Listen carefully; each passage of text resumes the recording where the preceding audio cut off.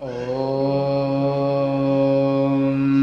भद्रं कर्णेभिः शृणुयाम देवाः भद्रं पश्येमाक्षभिर्यजत्राः स्थिरैरङ्गैस्तुष्टुवावंसस्तनोभिर्दशेम देवहितं जदायो स्वस्ति न इन्द्रो वृद्धश्रवाः स्वस्ति नः पूषा विश्ववेदाः स्वस्ति नस्तार्क्ष्यो अरिष्टनेमिः स्वस्ति नो बृहस्पतिर्दधातु ॐ शान्तिः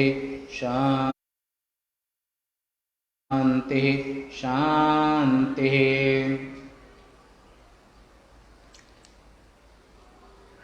नित्यप्रति क्रमशः उपनिषद प्रस्थान में महाकाल वनांतर्गत उपनिषद आश्रम उज्जैन से नित्य प्रति आप प्रातः काल के स्वाध्याय सत्र में ये प्रसंग अथर्ववेद के प्रश्नोपनिषद में आप श्रवण कर रहे हैं। इस प्रश्न में जो पिप्लाद मुनि जो दधीच के पुत्र हैं वो आचार्य हैं और सुकेशा आदि 6 ऋषि ये शिष्य रूप में प्रश्न करते हैं। तो 5 प्रश्नों को पहले सुना और 6ठम प्रश्न है। तो 6ठम प्रश्न आपने सुना था कि जो षोडश कल पुरुष है माने जिस परमेश्वर ईश्वर कहते हैं ना कि भगवान कृष्ण 16 कला के अवतार हैं। तो ये कलाएं किसकी, आज प्रश्नों का उत्तर जो आप इसमें सुनेंगे। तो पिप्लाद का उत्तर वह पुरुष शरीर में स्थित है जिसको षोडश कल पुरुष कहते हैं, जिसको राम कृष्ण परशुराम आदि के रूप में अवतार जिनके होते हैं, जिस पुरुष के वो पुरुष ब्रह्म सच्चिदानंद सबके हृदयों में रहता है। अस प्रभु अक्षत अकथ अविकारी सकल जीव जड़ दीन दुखारी। जब उस पुरुष से संबंध नहीं रखता है, उस परमात्मा से जीव संबंध खत्म कर देता है और माया की दुनिया से संबंध जोड़ लेता है, तो वो दीन दुखी और परेशान होने लगता है। तो यहाँ पर जो पुरुष है, जिस पुरुष की वेद चर्चा करते हैं, वेदों में जिसकी मीमांसा है और जिस पुरुष के संपूर्ण मंत्रों में वो पुरुष ओतप्रोत है और जिस पुरुष के भय से माने उस परमेश्वर जगन्नाथ भगवान ईश्वर के भय से उसको शिव, विष्णु, गणेश, सूर्य और माता शक्ति ये 5 रूपों में एक ही पुरुष की अभिव्यक्तियां 5 हैं, पर ईश्वर एक है। तो उस ईश्वर के विषय में वो ईश्वर हृदेशे अर्जुन तिष्ठति, हे अर्जुन वो ईश्वर सबके हृदयों में निवास करता है। वो ईश्वर सबके हृदयों में निवास करता है। अस प्रभु अक्षत अकथ अविकारी, माने इस पुरुष में कभी कोई विकार पैदा नहीं होता है, काम आदि विकार, क्रोध, काम, क्रोध, लोभ, मोह, मत्सर परमात्मा में नहीं होते हैं। एक दूसरा जो अविनाशी है उसका कभी विनाश नहीं होता है। अस प्रभु अक्षत न क्षतम अक्षतम, उसमें कभी कोई परिवर्तन नहीं होता है। ऐसा प्रभु, ऐसा जगदीश्वर भगवान ईश्वर सबके हृदयों में निवास करते हैं। तो वेद भगवान कहते हैं तस्मै स होवाच यहैव अंतः शरीरे सौम्य स पुरुषो यस्मिन्नेताः षोडश कलाः प्रभवन्ति ते। तस्मै स होवाच यहैवान्तः शरीरे सौम्य स पुरुषो यस्मिन्नेताः षोडश कलाः प्रभवन्ति ते। माने उस पुरुष से ही 16 कलाएं उत्पन्न होती हैं, जिसको आप कहते हैं भगवान कृष्ण 16 कला के अवतार हैं, श्री राम 12 कला के अवतार हैं, परशुराम जी 8 कला के अवतार हैं। ऐसे जो जिनमें अलग अलग कलाएं, इसलिए भगवान कृष्ण को पूर्ण पुरुष की संज्ञा मिली, लीला पुरुषोत्तम। और वे उपनिषदों के चलते फिरते विग्रह श्री कृष्ण हैं। तो ऐसे परमेश्वर के विषय में कल सुना कि सत्यं ज्ञानम अनंतम ब्रह्म, प्रज्ञानम ब्रह्म, विज्ञानमानंदम ब्रह्म, ये उसी पुरुष के विषय में श्रुतियां उद्घोषित करती है, माने कहती हैं। और ऐसा परमेश्वर व्यभिचार दोष उसमें नहीं है, यानी कि एक अंतःकरण में वो निवास करता है, एक अंतःकरण में नहीं रहता, ऐसा नहीं है। परमात्मा चाहे स्त्री हो, चाहे पुरुष हो, चाहे पापी हो, चाहे पुण्यात्मा हो, और वो उस परमात्मा का वास सभी में समान है। कैसे? आकाशवत सर्वगतश्च नित्यः, जैसे आकाश सभी में व्याप्त है। वायोर्यथैको भुवनं प्रविष्ट, रूपं रूपं प्रतिरूपे बहिष्य, जैसे वायु सर्वत्र गो महान, माने पूरे ब्रह्मांड में एक ही वायु व्याप्त है, पूरे ब्रह्मांड में एक ही अग्नि व्याप्त है। इसी तरह से वो परमेश्वर, वो ईश्वर सभी में एक ही परमेश्वर सब में समान व्याप्त है। या को वेद बताओ ब्रह्मचारी, या में कौन पुरुष को नारी। ऐसा जो पुरुष है, परमात्मा है, जो आत्मा है, आत्मा कौन सी नारी है, कौन सा पुरुष है, नारी पुरुष का भेद ये भी लौकिक दृष्टि से किया गया है। परंतु जो नारी के अंदर परमेश्वर का वास है वही पुरुष के अंदर में है, जो पापी के दिल में है वो पुण्यात्मा के दिल में भी है। ऐसा परमात्मा सबके सभी जगह पर समान रूप से व्याप्त है। उसी परमात्मा के विषय में आगे श्रुति उद्घोषित करती है, माने कहती हैं। ज्ञेय वस्तुनि ज्ञानस्य अव्यभिचारो भवति।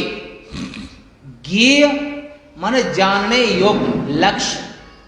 तो ज्ञान जो है, तो ज्ञान में कभी व्यभिचार नहीं होता है। व्यभिचार का अर्थ होता है कि एक में हो, एक में न हो, बदलना, परिवर्तन का नाम व्यभिचार है, और अपरिवर्तन का नाम परमात्मा है। ऐसा परमेश्वर कहीं पर भी छोटे बड़े का भेद नहीं करता। ये ब्राह्मण है, ये क्षत्रिय है, ये वैश्य है, ये शूद्र है, ऐसा भी नहीं उसके यहाँ पर। उसके यहाँ पर सब मम प्रिय सब मम उपजाए, सब ते अधिक मनुज मोहे भाए, संपूर्ण सब पर मोर बराबर दाया। ऐसे परमेश्वर का अनुग्रह स्त्री पुरुष ब्राह्मण क्षत्रिय वैश्य शूद्र और धनी निर्धन सभी के ऊपर प्रभु का अनुग्रह एक समान है। ऐसा परमेश्वर कहीं पर भी उसका व्यतिक्रम नहीं होता है, यानी कि कहीं कम कहीं ज्यादा ऐसा नहीं होता है। कोई वस्तु तत्व है तो सही, किंतु जाना नहीं जाता है। ऐसा कहना तो रूप तो दिखलाई देता है परंतु नेत्र नहीं, इस कथन के समान अयुक्त ही है। ज्ञेय का तो ज्ञान में व्यभिचार होता है, किंतु ज्ञान का ज्ञेय में कभी व्यभिचार नहीं होता है। ज्ञान अखंड एक सीतावर, सीता के पति जो राम हैं वे अखंड ज्ञान स्वरूप हैं, वे पुरुष स्वरूप, वे पुरुष हैं, अखंड ज्ञान स्वरूप हैं। ऐसे अखंड ज्ञान में कभी खंडन नहीं होता है, अखंड ज्ञान में कभी कम ज्यादा नहीं होता है। अखंड ज्ञान में कोई जाति बिरादरी आश्रम स्त्री पुरुष आदि का भेद नहीं होता है। वो अव्यभिचारी है, यानी कि उसमें कभी कोई आज इसमें कल उसमें ऐसा भी नहीं है। वहां पर सब पर मोर बराबर दाया। प्रभु जो ईश्वर हैं वे ईश्वर का अनुग्रह सभी पर एक समान होता है कि सभी उनकी संतान हैं। एक नारी सदा ब्रह्मचारी, एक पति महासती। तो एक पति के सेवन करने वाले को सती कहते हैं और एक नारी को सेवन करने वाले को एक उसको ब्रह्मचारी कहते हैं गृहस्थ आश्रम में। जैसे वहां पर व्यभिचार इन मनुष्यों में व्यभिचार नहीं है, ऐसे ही परमेश्वर में विभिन्न शरीर हैं, अनंत शरीर हैं, पर अनंत शरीरों में ईश्वर सब में एक समान है। कहां पर बैठता है? हृदय अर्जुन तिष्ठति। हे अर्जुन, मैं सबके दिलों में निवास करता हूं। ऐसा परमेश्वर सबके दिलेश हैं, वो सभी के दिलों में निवास करते हैं। ज्ञानांतर में ज्ञान का सद्भाव रहता है, और ज्ञान के अभाव में तो ज्ञेय किसी के लिए रहता ही नहीं है, जैसे कि सुषुप्ति में उसका अभाव देखा जाता है। ऐसा यहां पर सिद्धांत में कहा। अब एक प्रश्न यहां पर होता है, मध्यस्थ जो बीच में शास्त्रार्थ के बीच में मध्यस्थ एक होता है, तो मध्यस्थ ने एक बात कही कि सुषुप्ति में तो ज्ञान का भी अभाव है। माने सुषुप्ति में कैसे अभाव है कि अहम सुखं स्वापेन किंचित अवेदिशम, मम्मी कब आए पापा कब आए कोई पता ही नहीं लगा, इतनी गहरी नींद में सो गए कि कुछ भी पता नहीं लगा। तो ऐसी गहरी नींद जब जीव को होती है, उस सुषुप्ति माने गहरी नींद में ज्ञान का अभाव है, वो कुछ नहीं जान पाता है। और ज्ञान का अभाव नहीं भी है, कैसे नहीं है? जब गहरी नींद से वो उठता है सो करके, रात भर सोए और सुबह 3 बजे जब नींद खुली ब्रह्म मुहूर्त में 3-4 बजे, तब कुछ भी नहीं जान पाए। परंतु कुछ भी जान संसार में कुछ भी नहीं जान पाए, पर ये अवश्य ज्ञान रहा है कि अहम सुखं स्वापे, माने इतनी गहरी इतनी मस्त नींद आ गई, इतनी अच्छी नींद आ गई कि दिल दिमाग एकदम फ्रेश हो गया। यानी कि प्रत्यभिज्ञा, यानी कि गहरी नींद में जो आनंद हुआ, उस आनंद का एहसास वो जगने के बाद में भी करता है कि गहरी नींद में बहुत आनंद आया, बहुत एकदम से दिमाग फ्रेश हो गया, एकदम इतना आनंद आया, इतना आनंद आया। तो उस आनंद की अनुभूति गहरी नींद से उठने के बाद जागृत अवस्था में हो रही है। यानी कि आनंद तो सुषुप्ति में भी था, आनंद स्वप्न में भी, आनंद जागृत में भी, परंतु सुषुप्ति अवस्था में अज्ञान का नाम सुषुप्ति अवस्था है। अज्ञान, वो अज्ञान का नाम ही सुषुप्ति है। तो उस अज्ञान की अवस्था में इतनी गहरी नींद में सोए, कुछ भी न जान पाए। इसलिए सुषुप्ति अवस्था में पूर्व पक्ष ने, मैंने मध्यस्थ ने कहा कि सुषुप्ति में तो ज्ञान का भी अभाव है, अतः उस समय ज्ञेय के समान ज्ञान के स्वरूप का भी व्यभिचार होता है। ये बात यहां पर कही।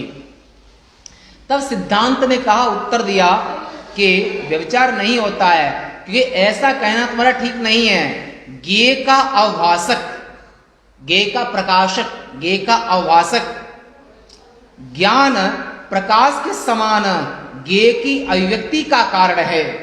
ज्ञेय की अभिव्यक्ति का कारण ज्ञान है, क्योंकि ज्ञेय की अभिव्यक्ति कैसे होती है कि हम गहरी नींद में सोए, जगने पर आपको प्रत्यभिज्ञा होती है। माने स्मृति आप बताते हैं कि गहरी नींद में बहुत आनंद आया, यानी कि गहरी नींद की उपस्थिति आपको याद है कि मैं गहरी नींद में ही, और गहरी नींद का ही एक रूप का नाम मृत्यु है। मरने के बाद में भी इंद्रियां काम नहीं करती हैं, तो मरने के बाद में भी जब अगला जन्म होता है, तब अगले जन्म में पिछले जन्म के संस्कार होते हैं। इस विषय को आप श्रीमद् भागवत महापुराण के वो जो जड़भर्तोपाख्यान, भवाटवी जड़भर्तो, वहां पर विस्तार से देख सकते हैं कि जड़भरजी महाराज जब हिरण बने, काठमांडू से 10 घंटे का रास्ता है, ये शरीर वहां पर रहा है 2012 में। वहां साधना करते थे, उस काल में गंडकी नदी के तट पर साधना करते थे।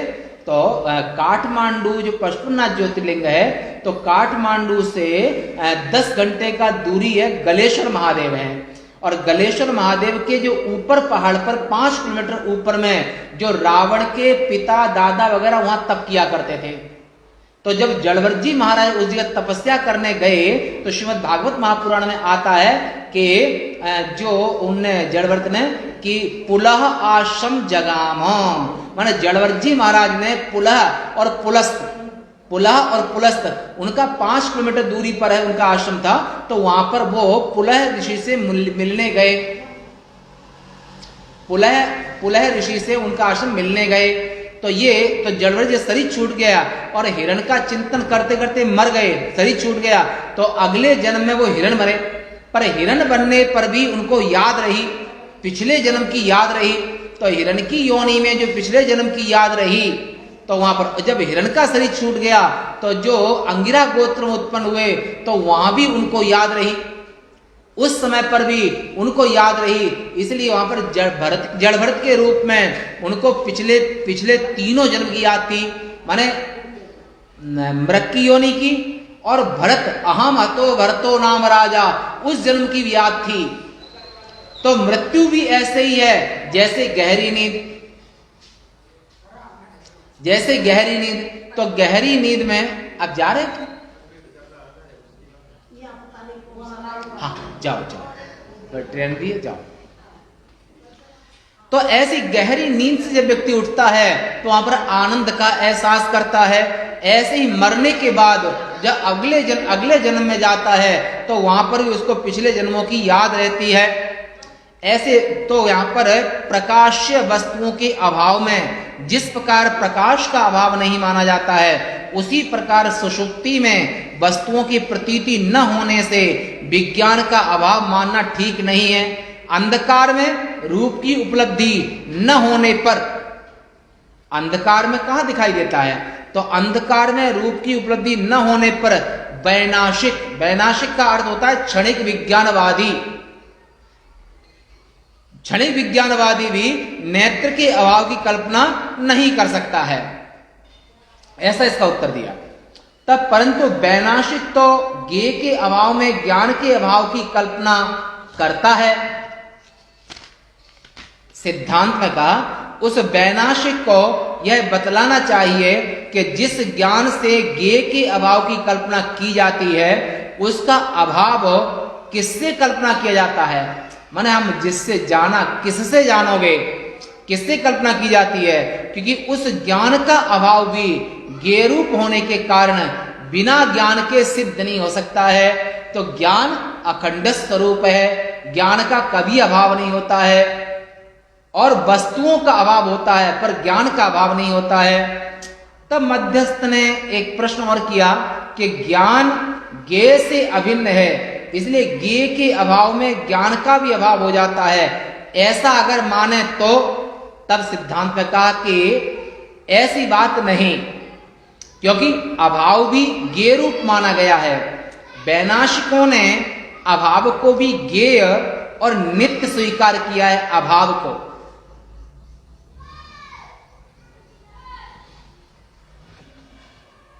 यदि ज्ञान उससे माने ज्ञेय से अभिन्न है तो वह उसके मत में भी नित्य मान लिया जाता, तथा उसका अभाव भी ज्ञान स्वरूप होने के कारण उसका अभावत्व नाम मात्र ही रहता है।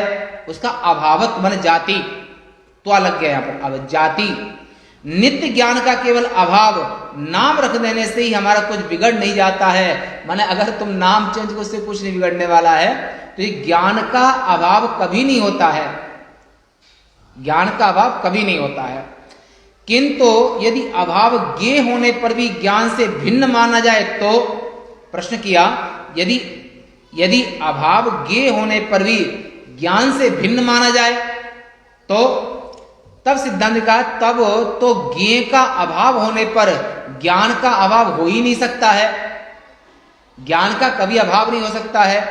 परंतु ज्ञेय ही ज्ञान से भिन्न माना जाए। पूर्व पक्ष ने कहा, मध्यस्थ ने, कि परंतु ज्ञेय ही ज्ञान से भिन्न माना जाए तो ज्ञान ज्ञेय से भिन्न न माना जाए तो उत्तर ऐसा मत कहो, क्योंकि यह कथन केवल शब्द मात्र होने से इसमें कोई विशेषता नहीं है।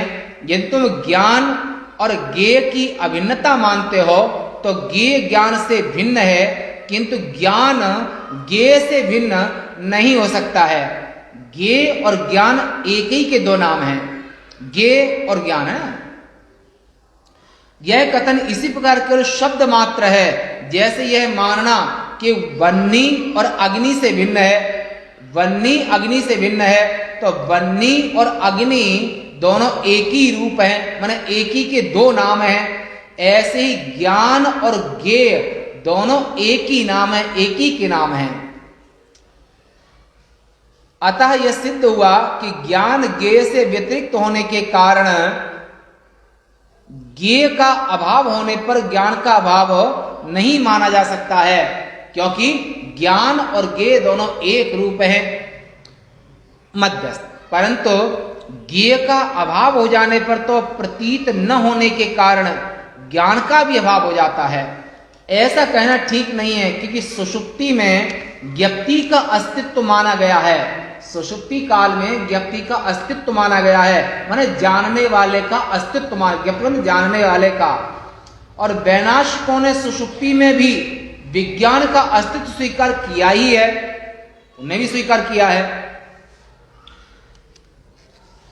मध्यस्थ ने कहा परंतु उस अवस्था में भी ज्ञान का ज्ञेयत्व स्वयं अपने से यानी कि ज्ञान से ही माना जाता है। सिद्धांत ऐसी बात नहीं है, क्योंकि उस ज्ञान और ज्ञेय का भेद सिद्ध हो ही चुका है। अभाव रूप विज्ञेय विषय ज्ञान अभाव रूप ज्ञेय से भिन्न होने के कारण ज्ञेय और ज्ञान की भिन्नता पहले सिद्ध हो ही चुकी है। उस सिद्ध हुई बात को मृतक को पुनः जीवित करने के समान सैकड़ों वैनाशिक भी अन्यथा नहीं कर सकते हैं। जो बात सिद्ध हो चुकी है तो उसको दोबारा से क्या सिद्ध करना।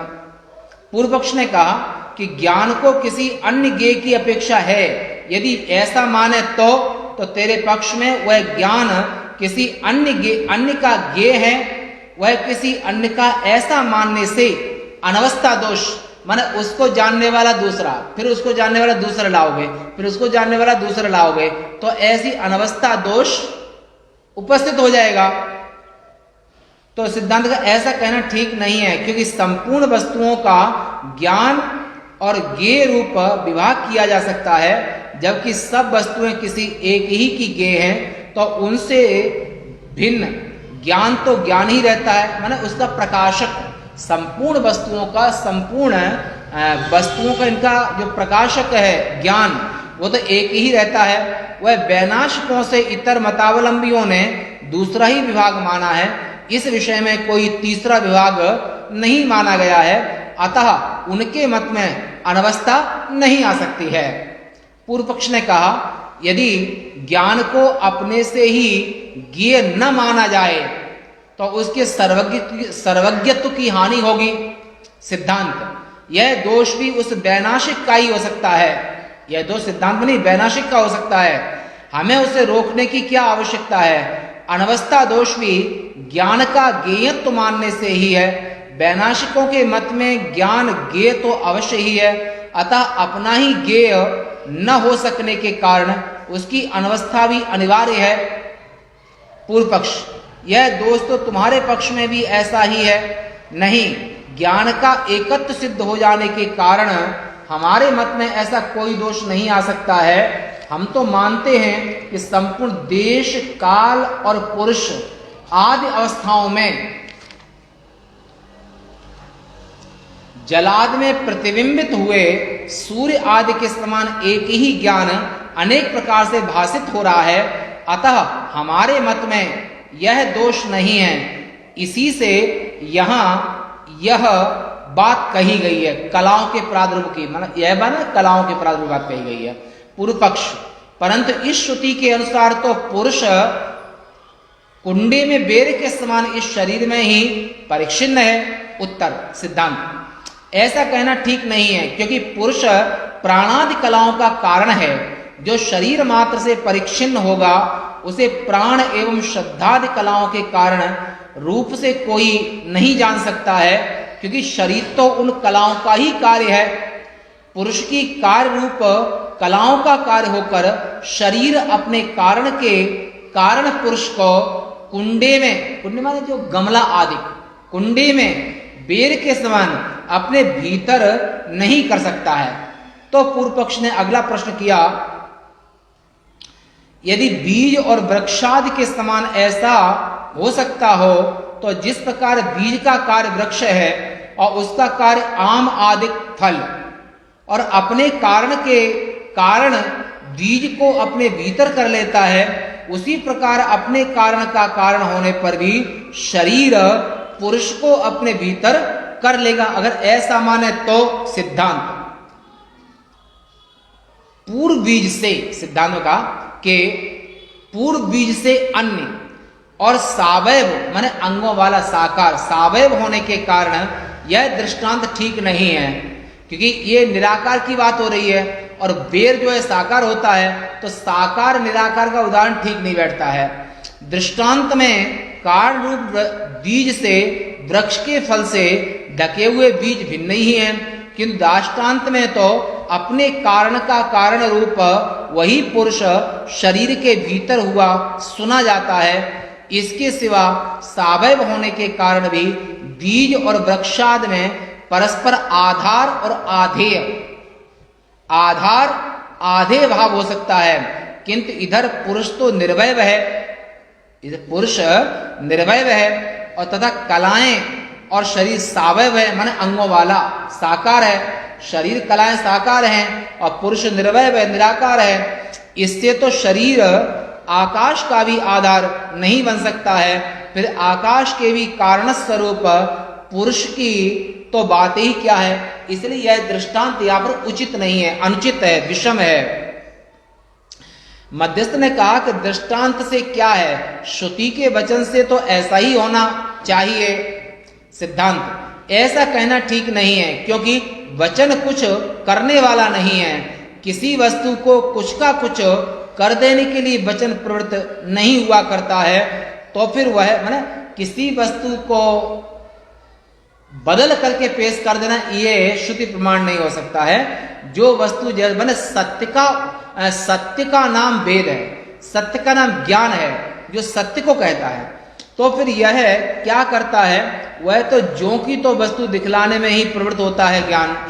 अतः अंतः शरीरे, इस शब्द का प्रयोग किया है, अंतः शरीरे माने शरीर के अंदर में। इस वचन को अंडे के भीतर आकाश, इस कथन के समान ही समझना चाहिए। इसके सिवा उपलब्धि का कारण होने से भी ऐसा कहा गया है कि दर्शन, श्रवण, मनन और विज्ञान, जानना आदि लिंगों से पुरुष शरीर के भीतर परिच्छिन्न सा दिखलाई देता है, तथा इस शरीर में ही उसकी उपलब्धि भी होती है। इसलिए यह कहा गया है कि हे सौम्य मने वत्स, वह पुरुष इस शरीर के भीतर है और नहीं तो आकाश का भी कारण होकर के वह कुंडे में बेर के समान शरीर में परिच्छिन्न है। ऐसी बात कहने की तो कोई मूढ़ पुरुष ही अपने मन से भी इच्छा नहीं कर सकता है, फिर प्रमाणभूत श्रुति की तो बात ही क्या है। आज ही तक पूर्णमदः पूर्णमिदं पूर्णात् पूर्णमुदच्यते पूर्णस्य पूर्णमादाय पूर्णमेवावशिष्यते। ओम शांति शांति शांति।